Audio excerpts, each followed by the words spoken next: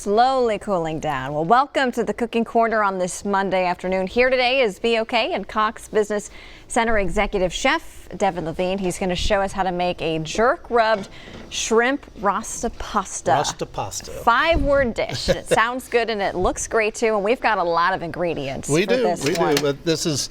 I was down in Jamaica a few years back and helping with some events down there, and we kind of lived on this. They made it almost every day. So. And it was that good you brought it back home. Oh yeah. Yeah. Okay. Have you perfected it in any way, or is this kind of very similar? I add to it a little bit. Okay. Let's put it that way. Theirs that has, and what we have here, which I've added, is red onion and red pepper, and I put a little bit of garlic. Everybody kind of does that little mixture, and then you sprinkle in some of your jerk seasoning. And I have a pre-cooked shrimp here. Okay. And there's some reasons to do that, but for today it's mostly on time, just waiting on the shrimp to get done.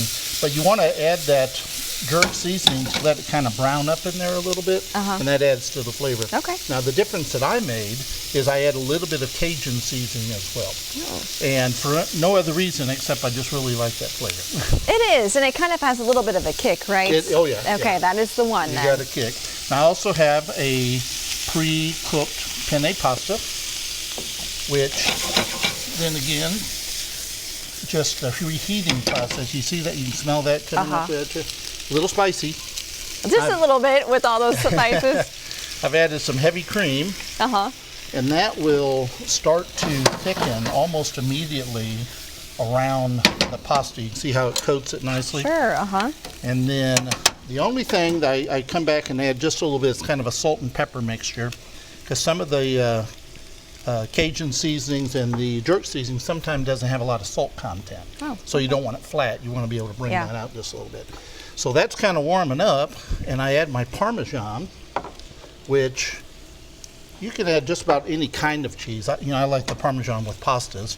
So it's but not sliced. We want it diced. Yeah. Well, actually small little referred to pieces. it as grated. Grated. Sorry. Yeah. I'm glad you're the one, the technical one, helping me with that. Now the last thing I'll add, just to be able to keep it nice and green, is some scallions. You wouldn't want to add that right at the first, because the longer they cook, of course, the more they lose their color. So it keeps it nice and green. Does it add any other value to the dish? Well, I mean, scallions is kind of a mild flavor. It's like a mild onion. So you'll add that. The one thing about cooking anything just too much is it takes away from the flavor. So it really helps if you just add some things right at the very last. But you can see that's kind of coming together. It is, and that was quick. And and that's what I mean. If you have your mise en place done, you can get it done good. Yeah. Now I have a little bit of chicken stock here, which you would drizzle just enough in case it starts thickening up after you add the cheese there. Okay. So you kind of thin it down to wherever you want. I'm gonna go ahead and pop that fire off and reach for that bowl. And how hot was that fire, by the way? That was high. High? Oh yeah. Okay. High. I saw the flame underneath.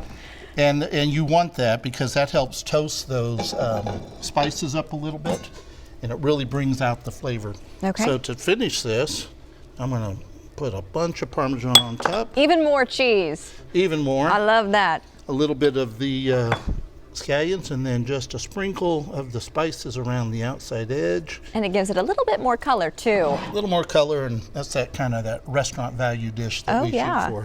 And it's easy as that. I say easy because you do it in 3.5 minutes. It would take me a long time. All right, Chef Davin, thank you so much. Thank you. You can check out this recipe and others just like it by logging on to newson6.com/recipes. Hey, we're going to take a quick break and be right back with a final look at your forecast for this Monday. Stick with us.